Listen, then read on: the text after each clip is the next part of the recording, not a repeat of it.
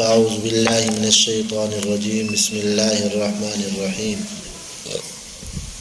وقال الذين لا يرجون لقاءنا لولا انزل علينا الملائكة او نرى ربنا 19واں پارہ شروع ہو رہا ہے۔ کفار مکہ اور مشرکین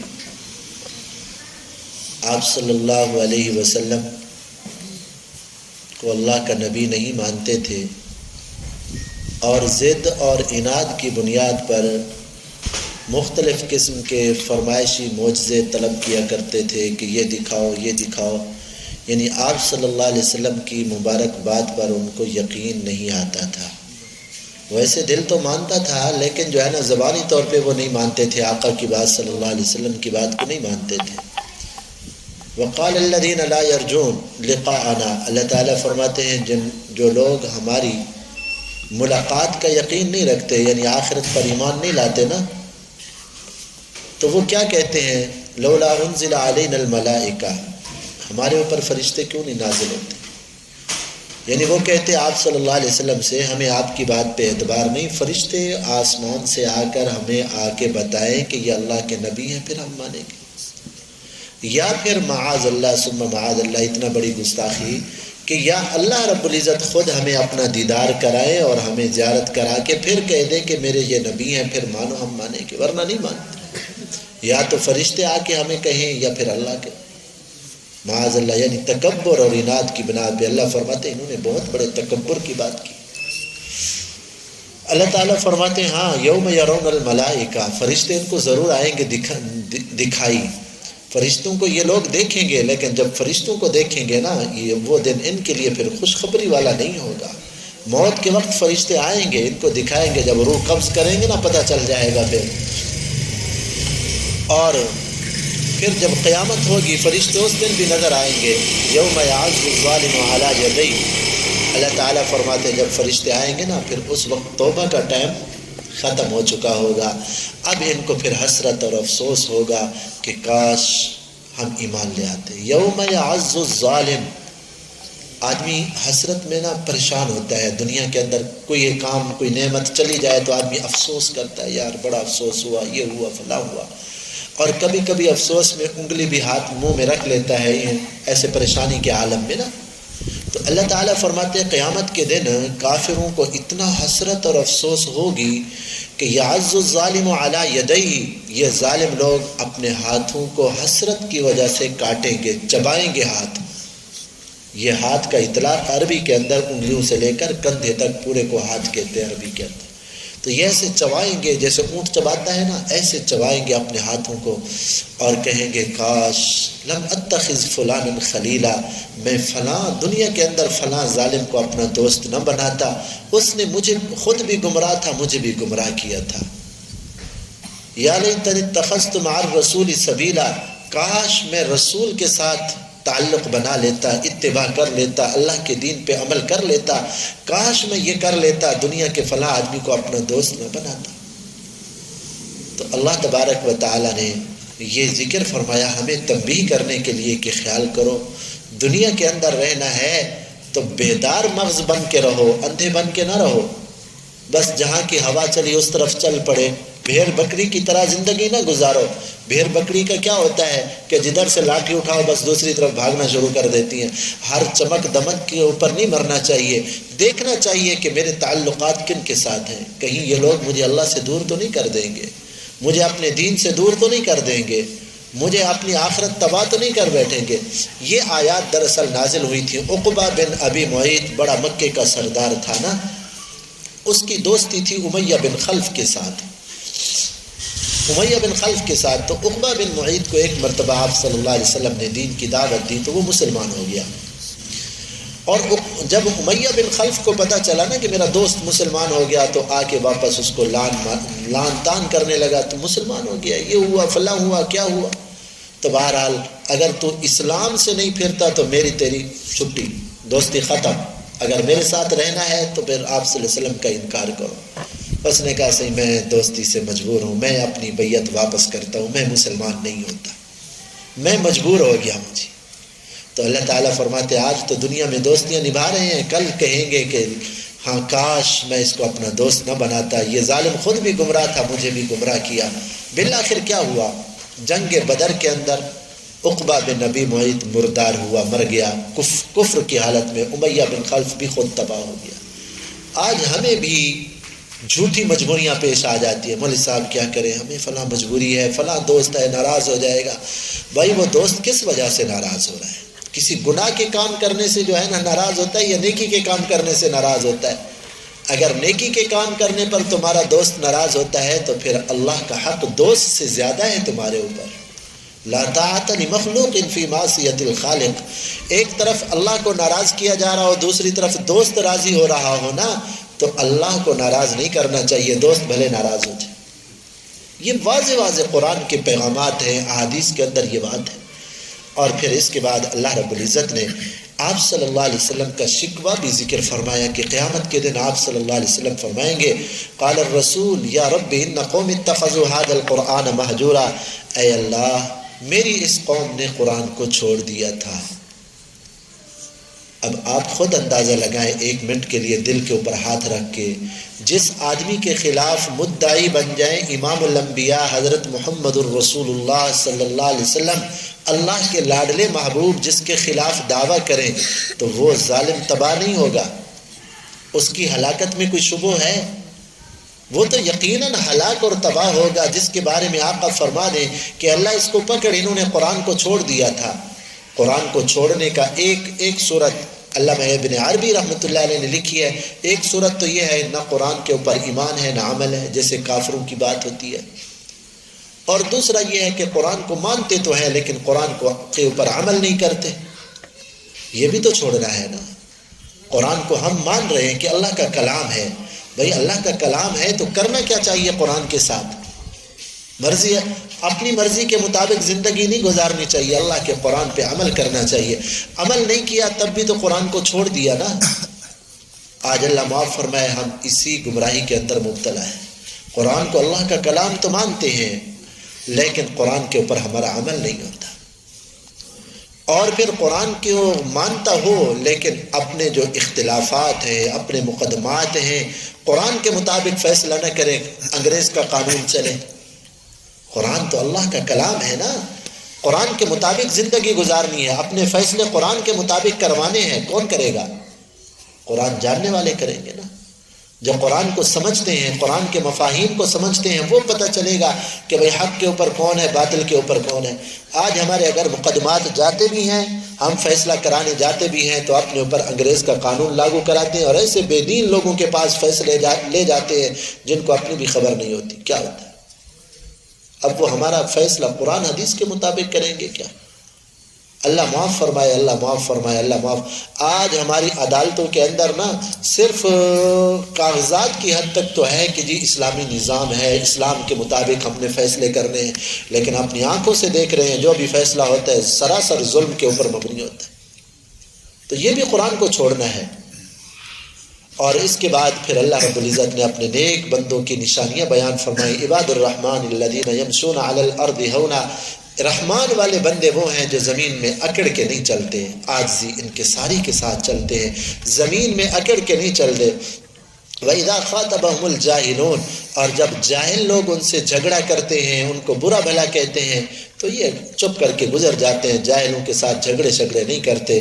وَالَّذِينَ يَبِيتُونَ لِرَبِّهِمْ سُجَّدًا وَقِيَامًا، ان کی راتیں اللہ کے سامنے رکوع اور سجدے میں گزرتی ہیں، قیام کی حالت میں گزرتی ہیں۔ اللہ والے یہ ہوا کرتے ہیں، اپنی راتوں کو فحاشی عریانی اور خواہشات میں برباد نہیں کرتے بلکہ راتوں کو قیمتی بناتے ہیں۔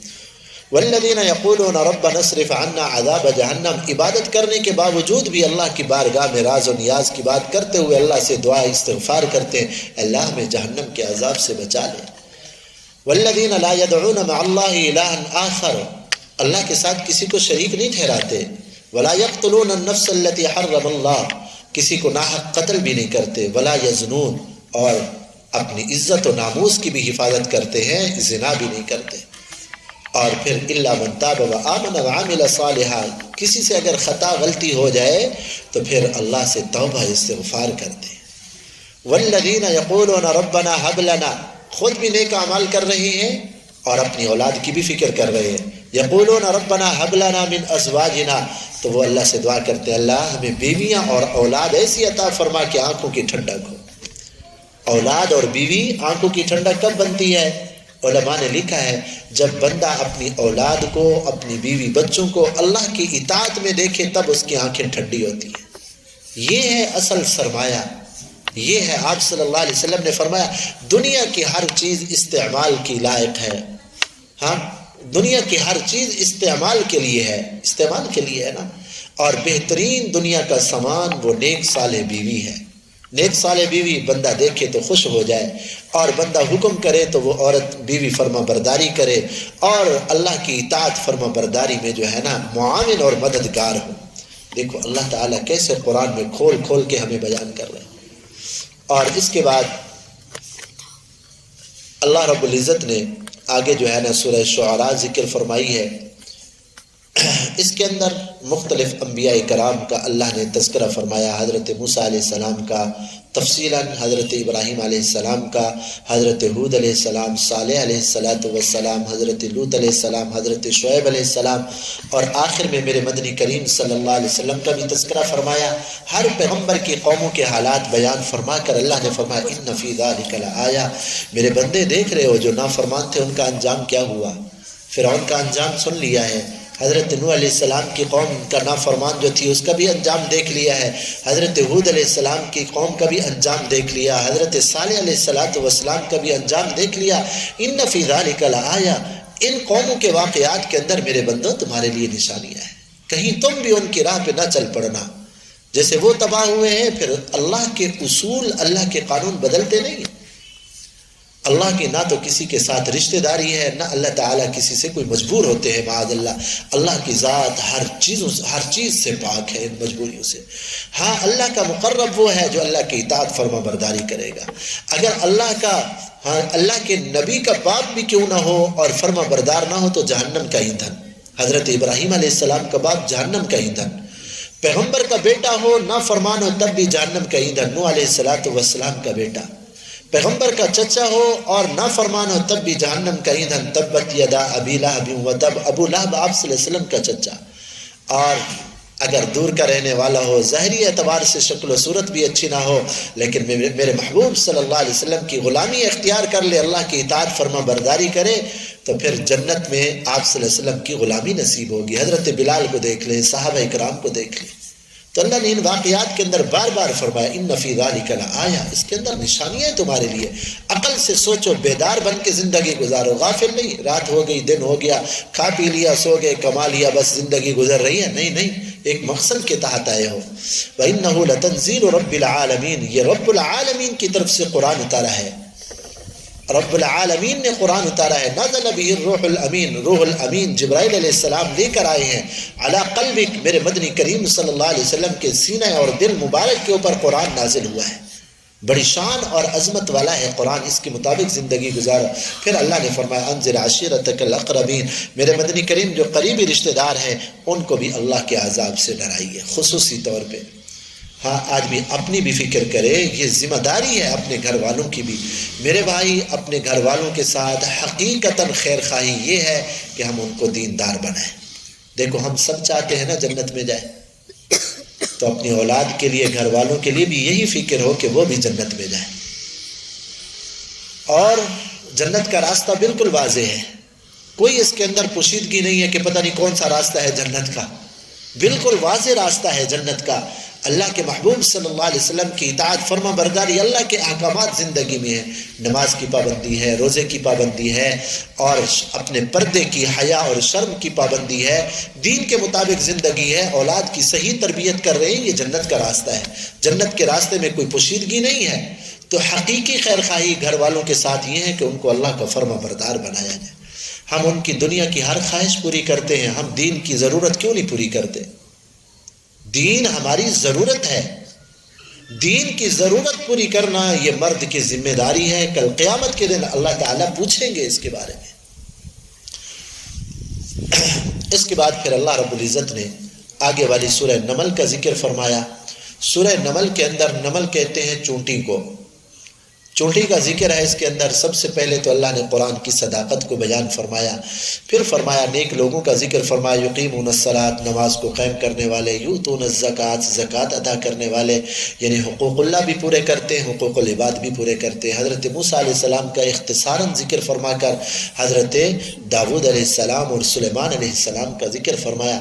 ووارث سلیمان، داؤد علیہ السلام والد ہیں، سلیمان علیہ السلام بیٹے ہیں حضرت داؤد علیہ السلام کے. حضرت داؤد بھی بڑے شان والے پیغمبر، اللہ نے نبوت بھی دی تھی اور نبوت بھی دی تھی، حکومت بھی دی تھی، نبوت بھی دی تھی، دونوں چیزیں. بادشاہت بھی تھے، بادشاہ بھی تھے، نبی بھی تھے. اور ان کے وارث پھر حضرت سلیمان علیہ السلام بنے. حضرت داؤد علیہ السلام کے جو وارث بنے نا حضرت سلیمان علیہ السلام، یہ مال دولت کی وراثت نہیں تھی بلکہ علم کی وراثت تھی. حضرت داؤد علیہ السلام کے 19 بیٹے تھے. 19 بیٹوں میں صرف علمی وراثت یعنی نبوت جو اللہ نے عطا فرمائی ہے نا، وہ سلیمان علیہ السلام کو عطا فرمائی. نبی اپنی جو وراثت چھوڑ کر جاتے ہیں وہ دنیا نہیں چھوڑ کے جاتے، بلکہ نبی علم اور دین کا وارث بنا کر جاتے ہیں. اس لیے ایک حدیث پاک میں آتا ہے العلماء ورثۃ الانبیاء، علماء انبیاء کے وارث ہیں. سبحان اللہ، علماء انبیاء کے وارث ہیں. کتنا خوش نصیب ہے کہ نبوت کی وراثت مل رہی ہے. پھر فرمایا کہ انبیاء مال دولت چھوڑ کر نہیں جاتے، انبیاء تو دین اور علم دے کر جاتے ہیں. جس نے علم اور دین کو حاصل کیا، پیغمبر کی وراثت کو اپنے سینے میں لے لیا، بڑا خوش نصیب انسان ہے. تو سلیمان علیہ السلام کو اللہ نے نبوت بھی عطا فرمائی اور بے مثال بادشاہت بھی عطا فرمائی. صرف انسانوں پہ بادشاہت نہیں، انسانوں پہ بھی، جنوں پہ بھی، پرندوں پہ بھی، حشرات الارض پہ بھی، ہر مخلوق کے اوپر، ہوا کے اوپر بھی اللہ نے ان کو جو ہے نا حکومت عطا فرمائی. سلیمان علیہ السلام کا تخت اڑتا تھا. پہلے زمانے میں جب یہ قرآن کے یہ واقعات ہے نا، بھی تخت ہوا میں اڑتا تھا تو بے دین لوگ اعتراض کرتے بھی ہوا میں بھی کوئی چیز اڑ سکتی ہے، بھاری چیز بھلا اوپر اڑ سکتی ہے. تو اللہ نے، جیسا میں نے پہلے بھی عرض کیا، ہر پیغمبر کے معجزات اللہ دنیا والوں سے منوائیں گے. ہاں، آج ہوائی جہاز نہیں اڑتا اوپر، 500 آدمیوں کو اٹھا کے اوپر جا رہا ہے. PAI کے جہاز جو ہے نا 500 آدمی کو اوپر اٹھا کے جا رہے ہیں. تو حضرت سلیمان علیہ السلام کا تخت بھی اس طرح ہوا میں اڑتا تھا. حضرت سلیمان علیہ السلام کے تخت میں جو ہے نا کرسیاں لگائی جاتی تھی. ایمان والے مومنین انسان بیٹھتے، پھر ان کے پیچھے جنات بیٹھتے تھے، اور پھر پرندوں کو حکم دیا جاتا چلو بھائی اوپر سایہ کرو. پرندے آ کے بادل کی طرح اوپر آ جاتے، سایہ کرتے. ہوا کو حکم دیتے چل بھی اب لے کر چل. 1 مہینہ آدمی سفر کرتا ہے نا، جتنی مدت میں 1 مہینے کا سفر ہوتا ہے، حضرت سلیمان علیہ السلام ہوا کو حکم دیتے چل، وہ صبح کو چند گھنٹوں کے اندر اتنا مسافت طے کر لیتی، جیسے آج کل ہوائی جہاز. ہاں، ایک مرتبہ سلیمان علیہ السلام تخت کے اوپر جا رہے ہیں تو چونٹیاں نیچے جا رہی تھی نا، تو قالت نملۃ یا ایھا النمل ادخلوا مساکنکم. ایک چونٹی نے دیکھا کہ سلیمان علیہ السلام کا تخت جا رہا ہے نا، تو اپنی قوم والوں سے کہنے لگی یا ایھا النمل ادخلوا، اے میری قوم کی چونٹیوں، ادخلوا مساکنکم، اپنے اپنے گھروں میں چھپ جاؤ. لا یحطمنکم سلیمان، سلیمان علیہ السلام کا کہیں تخت اور لشکر تمہیں جو ہے نا لشکر ختم نہ کر دے. کیوں لشکر اگر اتر گیا نا تم تو نیچے پاؤں میں آ جاؤ گی، مر جاؤ گی. ہاں چلو چلو اپنے گھروں میں داخل ہو جاؤ. کیا اللہ نے حکومت دی. یہ آواز، چونٹی کی آواز کتنا ہوگی، یہ آواز حضرت سلیمان علیہ السلام پہ فضا کے اندر پہنچی.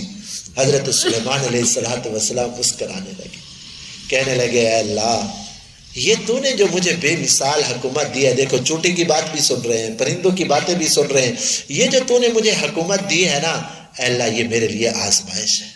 یہ پھولوں کی سیج نہیں ہے حکومت، یہ کانٹوں کا جو ہے نا یہ راستہ ہے.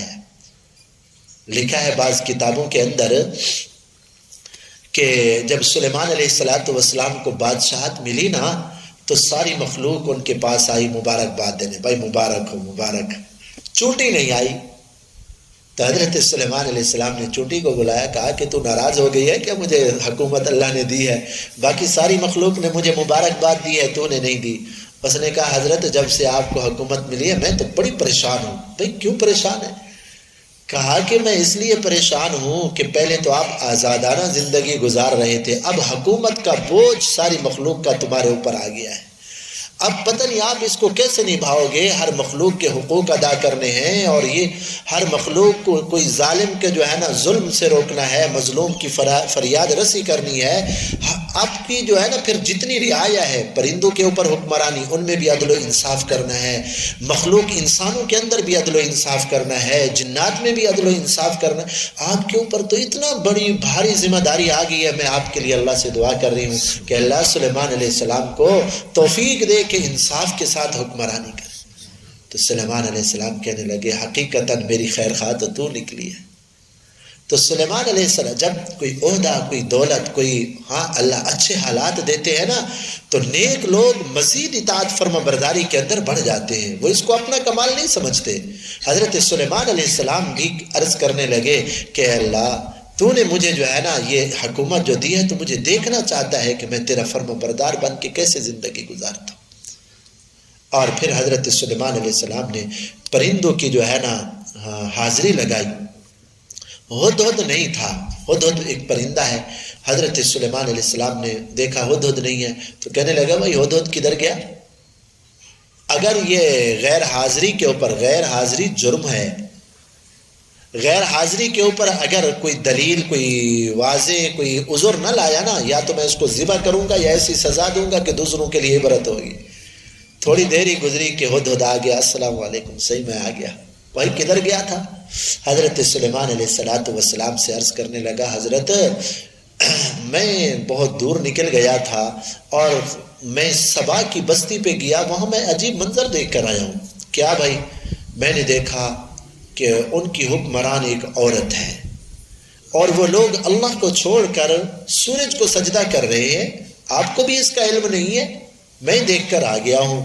حضرت سلیمان علیہ السلام نے فرمایا اچھا بھائی ہم تیرا امتحان کرتے ہیں، پتہ نہیں تو بات سچی بھی کر رہا ہے جھوٹ بول رہا ہے، یہ میرا خط لے جا، وہ جو ملکہ ہے نا ان کی جو عورت حکمرانی کر رہی ہے، جو ان کی ملکہ ہے، جا کے خط اس کے سامنے ڈال دے، پھر دیکھ بیٹھ کے کہ وہ کیا جواب دیتی ہے۔ اگر تو خط کا جواب لے کر آیا، پتہ چلا بتا دیا تو ٹھیک ہے، مطلب ہے تو نے سچی بات کی، ورنہ جھوٹا ہوگا۔ تو وہ خط لے کر گیا۔ خط کیا تھا؟ انہ من سلیمان انہ بسم اللہ الرحمن الرحیم اللہ تعالی علیہ واتونی مسلمین۔ سلیمان علیہ السلام نے صرف 2 لفظ لکھے، بسم اللہ الرحمن الرحیم، اللہ کے نام سے شروع کرتا ہوں جو بڑے مہربان نہایت رحم والے ہیں۔ یہ سلیمان علیہ السلام کی طرف سے یہ خط ہے، اللہ تعالی علیہ واتونی مسلمین، مسلمان بن کے، فرما بردار بن کے میرے پاس چلے آؤ، بس اتنی سی بات۔ دعوت بھی ہے، دھمکی بھی ہے۔ تو وہ پرندہ جا کے نا ہدہد جا کے جہاں ملکہ بیٹھی تھی تخت کے اوپر اڑ کے اس نے جا کے وہاں خط پھینک دیا، اس کی گود میں جا کے گرا۔ اس نے وہ اٹھایا، دیکھا انہ من سلیمان انہ بسم اللہ الرحمن الرحیم اللہ تعالی علیہ واتونی مسلمین۔ اس نے جب خط دیکھا نا اس نے جلدی جو ہے نا، وہ کوئی پاگل تو نہیں تھی نا، کوئی عقل مند تھی، ملکہ بلقیس بڑی سمجھدار تھی، اس نے فوراً ایک میٹنگ بلائی، اپنے وزراء مشیروں کو اور حکمران کو بلایا۔ قالت یا ایھا الملأ انی القی الی کتاب کریم، اس نے کہا میرے سرداروں، میرے وزیروں، مشیروں، انی القی الی کتاب، میرے پاس ایک خط آیا ہے، خط بھی بڑا معزز اور محترم ہے، کوئی عام خط نہیں ہے۔ حضرت سلیمان علیہ السلام کی طرف سے خط آیا ہے، انہوں نے یہ کہا ہے کہ بھائی فرما بردار بن کے میرے اطاعت فرما بردار بن کے آ جاؤ، ورنہ خیر نہیں۔ اب بتاؤ کیا کروں، کیا کرنا چاہیے؟ تو وزیر اور مشیر جو ہے نا، عام طور پہ جب ان کو وزیر مشیر جو ہوتے ہیں نا، بادشاہ کا جب قرب ملتا ہے تو وہ خوش آمدید اور لالچی ہوتے ہیں، وہ سوچ اور فہم سے اندھے ہو جاتے ہیں۔ ہاں چند ایک وزیر مشیر ہوتے ہیں جو اپنے بڑے کی خیر خواہی کرتے ہیں، ورنہ اس کو ڈبانے میں دیر نہیں کرتے۔ تو وزیروں مشیروں نے یہ کہا کہ ملکہ ہماری جانوں کی مالک، ہم آپ کے تابع دار، آپ حکم تو کریں، ہمارے پاس طاقت ہے، اسلحہ ہے، لڑائی کرنی ہے، سلیمان علیہ السلام سے جا کے لڑ جائیں گے، ہمارے پاس لشکر ہے۔ اس نے کہا بڑے پاگل آدمی ہو، یہ بھی کوئی مشورہ ہے دینے کا؟ ایسے جا کے جنگ کے لیے تیار ہو جانا تو کوئی عقل کی بات نہیں ہے نا، پہلے دیکھیں تو صحیح کہ سلیمان علیہ السلام کی حیثیت کیا ہے۔ وہ کوئی عام بادشاہ ہیں یا کوئی اللہ کے نبی ہیں؟ پہلے تحقیقات تو کرے نا. اور یہ بھی پتہ ہے کہ جنگ مسئلے کا حل نہیں ہوتا. جنگ کے اندر کیا ہوتا ہے؟ جو عزت والے ہوتے ہیں نا جنگ کے اندر وہی ذلیل بن جاتے ہیں. پھر کیوں بھائی؟ ایک ملک جب دوسرے پہ حملہ کرتا ہے نا، وہ بجائے عوام کو ختم کرنے کے ان کی بڑی بڑی قیمتی چیزوں کو ختم کرتا ہے نا. حملے کے اندر ایسے ہوتا ہے نا، قیمتی چیزیں تباہ کی جاتی ہیں، ان کی فوج پہ حملہ ہوتا ہے اور ان کے بادشاہوں پہ حملہ ہوتا ہے اور ان کی جو اچھے جو قیمتی سرمایہ ہوتا ہے ان کو تباہ کیا جاتا ہے. تو دیکھو فوج اور قیمتی سرمایہ معزز ہے نا، لیکن جب حملہ ہوتا ہے تو تباہ یہ چیزیں ہوتی ہیں نا. تو اس نے کہا جنگ مسئلے کا حل نہیں ہوتا. دیکھنا چاہتے ہیں سلیمان علیہ السلام کون ہے، نبی ہیں یا کوئی بادشاہ ہے. بھائی طریقہ کیا ہے اس کے دیکھنے کا؟ تو ملکہ بلقیس نے کہا ایسا کرتے ہیں، میں مال اور دولت بھیجتی ہوں نا، ہدیے بھیجتی ہوں. اگر انہوں نے ہمارے مال دولت اور ہدیوں کو قبول کر لیا نا تو اس کا مطلب یہ ہے کہ دنیا کے لیے ہمیں ڈرا رہے ہیں، ہمارے ملک پہ قبضہ کرنا چاہتے ہیں، پھر ہم مقابلہ کریں گے. اگر انہوں نے مال قبول نہیں کیا تو اس کا مطلب یہ ہے کہ ان کو مال کی کوئی حرص و ہوس نہیں ہے، وہ اللہ کے پھر نبی ہیں، پھر نبی کے مقابلے میں نکلنا، اپنے آپ کو ہلاک کرنا ہے، پھر مان لیں گے. اب ادھر سے ان کا ایک بہت بڑا قافلہ گیا، اور قافلہ بھی بڑا تھا اور بہت ہیرے جواہر اور سونا چاندی کے گدھوں کے اوپر لاد کر گئے حضرت سلیمان علیہ السلام کو تحفے دینے کے لیے. جب سلیمان علیہ السلام کو پتہ چلا نا کہ ان کی طرف سے لوگ آ رہے ہیں تحفے لے کر، اللہ نے تو سلیمان علیہ السلام کو بے مثال بادشاہت دی تھی. تو سلیمان علیہ السلام نے کیا کیا، سونے چاندی کی بڑی بڑی اینٹیں، اتنا بڑی بڑی اینٹیں بنوا کے نا ان کی سڑک بنوا دی، اور کئی میل تک سونے چاندی کی سڑک، اور سڑک بنوا کرنا ان کے اوپر جو ہے نا گدھے بندھوا دیے. اور پھر اس کے بعد سڑک کے دونوں کنارے جو ہے نا جنات کو کھڑا کر دیا اسلحہ لگا کر، فوجی بھی اور جنات بھی، جس سے انہوں نے آنا تھا نا. حضرت سلیمان علیہ السلام بھی اپنی طاقت دکھانا چاہ رہے تھے. جب وہ آئے نا، ان کا لشکر جب آیا، وہ سونا چاندی تو بھائی چھپا کے رکھنا ہوتا ہے نا، قیمتی سرمایہ ہے نا. انہوں نے جب دیکھا بھائی سونے چاندی کی جو ہے نا یہ اینٹیں لگی ہوئی ہیں اور اس پہ جانور بندھے ہوئے ہیں، گدھے گھوڑے بندھے ہوئے ہیں، ان کے ہاں تو سونے کی کوئی ویلیو ہی نہیں ہے. اب وہ تو سونے لے کر آ رہے تھے، جی ہم بڑا دولت لے کے جا رہے ہیں. اب ان کی نظر کے اندر مٹی کی حیثیت سامنے جو ہے نا ان کو نظر آئی کہ ہم جو لے کر جا رہے ہیں تو سلیمان علیہ السلام کی نظر میں تو یہ مٹی بھی نہیں ہے. اور جب انہوں نے حضرت سلیمان علیہ السلام کی فوجی طاقت کو دیکھا، جنات کھڑے ہیں، اور جنات کو دیکھ کے ویسے ہی آدمی کا کلیجہ پھٹ جاتا ہے. تو انہوں نے جب جنات کو دیکھا پہلے تو یہی کہا کہ یہاں سے ہی بھاگ جائے. تو پھر آگے جب چلے نا تو حضرت سلیمان علیہ السلام نے بڑے روبدار انداز میں کہا اچھا تم ہمیں لالچ دینا چاہتے ہو، دفع ہو جاؤ یہاں سے، تم اپنا مال بھی لے جاؤ اور جو ہے نا دفع ہو جاؤ. تم اگر سفیر نہ ہوتے تو میں تمہیں جو ہے نا اچھی سزا دیتا. تم لالچ دے کے مال لے کر آئے ہو، مجھے تمہارے مال کی کوئی ضرورت نہیں. دیکھا نہیں اللہ نے جو مجھے دولت اور اللہ نے جو مجھے مال عطا کیا ہے اور جو مجھے بادشاہت دی ہے، تم سے کئی لاکھ گنا اللہ نے بڑی مجھے دولت دی ہے، مجھے تمہارے مال کی کوئی ضرورت نہیں، دفع ہو جاؤ یہاں سے. بابا وہ تو کانپتے گرتے پڑتے ملکہ بلقیس کے پاس پہنچے کہ شکر ہے کہ ہماری سانس ابھی تک باقی ہے، ورنہ تو ہم مر جاتے. کہ وہ اتنا طاقتور اور اتنا ان کے پاس دولت، اور یہ اس نے کہا بھئی اب دیر نہیں کرو. حضرت سلیمان علیہ السلام نے دھمکی بھی دی، اچھا تم یہ جاؤ، ہم بھی تمہارے ساتھ پیچھے لشکر لے کر آ رہے ہیں، ہاں ایسا لشکر تم اس کا مقابلہ نہیں کر سکو گے. تو ملکہ بلقیس نے کہا بھئی جلدی کرو، چھوڑو ان دنیا کی چیزوں کو، حضرت سلیمان کے پاس چلو اور جا کے مسلمان ہو جاؤ. ادھر سے یہ چلے نا، ادھر سے حضرت سلیمان علیہ السلام کو بھی پتہ چل گیا. کہا کہ بھائی وہ ملکہ بلقیس تو آ رہی ہے مسلمان ہونے کے لیے، لیکن اس کے آنے سے پہلے اس کا جو تخت ہے کون لے کر آئے گا؟ قال عفریت من الجن، جنوں کا ایک بڑا سردار جس کو ہم دیو کہتے ہیں نا، بڑا سرکش، وہ بھی حضرت سلیمان علیہ السلام کے ماتحت تھے. اس نے کہا حضرت میں اس کا تخت لے کر آؤں گا. بھئی کتنی دیر میں لائے گا؟ حضرت آپ ادھر بیٹھے ہیں نا، اٹھ کے پھر اس طرف بیٹھے، اتنی دیر میں لے کے آؤں گا. کتنی دیر لگتی ہے آدمی کو اٹھ کے دوسری جگہ بدلنے میں؟ حضرت سلیمان نے فرمایا نہیں یہ دیر ہے، اس سے جلدی چاہیے. قال الذی عنده علم من الکتاب، ایک نیک آدمی تھے آصف بن برخیہ، ان کو اللہ کا اسم اعظم یاد تھا، علم تھا ان کے پاس اللہ کا، اللہ کی طرف سے اللہ نے ان کو علم دیا، علم کے اندر بڑی طاقت ہے اللہ نے رکھی ہے۔ تو اس نے کہا حضرت میں لے آؤں گا اس کا تخت۔ بھائی کتنی دیر میں لائے گا؟ ان یرتد الیک طرفک، حضرت آپ ایسے دیکھیں پھر ادھر دیکھیں تخت حاضر ہوگا، بس ایسے اس طرف دیکھا اور پھر ادھر نظر کی، اتنی دیر میں آنکھ جھپکنے کے برابر تخت آ جائے گا۔ تو انہوں نے وہ نام پڑھا، اللہ کی دعا کی اللہ سے، بس آنکھ جھپکنے کے برابر اس کا تخت سامنے آ گیا۔ حضرت سلیمان نے جب دیکھا نا کہ میری سلطنت کے اندر میرے ماتحت ایسے اللہ والے بھی موجود ہیں، کہا کہ اللہ یہ تیری ہی احسانات ہیں، یہ تیرے احسانات ہیں، ہاں کہ ایسے اللہ والے اور ایسے نیک لوگ یہاں میرے پاس موجود ہیں۔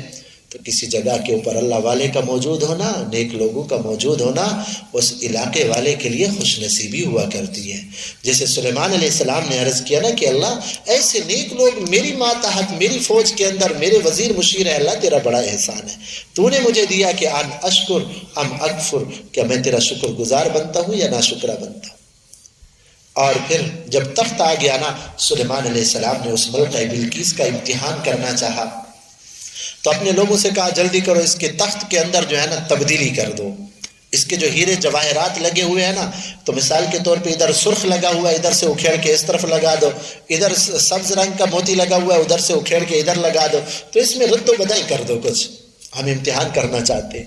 تو جب وہ آئی نا ملکہ بلقیس، تو حضرت سلیمان علیہ وہ تخت بھی اس کے سامنے رکھا ہوا تھا، تو حضرت سلیمان علیہ السلام نے فرمایا کہ اہکذا عرشک، یہ تیرا تخت تو نہیں ہے؟